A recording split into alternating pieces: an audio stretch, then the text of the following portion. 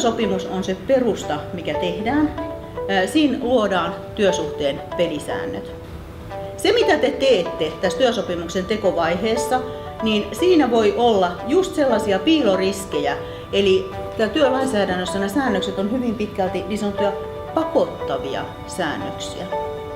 Eli tämä systeemi on sellainen, että työntekijää suojataan niin, että vaikka hän laittaisi täysissä sielun ja ruumiin voimissa nimensä kirjalliseen työsopimukseen, hän voi jopa pyytää, että maksa mulle vähän vähemmän palkkaa, että sä pystyt palkkaamaan, mutta en mä tarvii niin paljon, mulla on kokemus tärkeää, että maksa mulle vähän vähemmän palkkaa.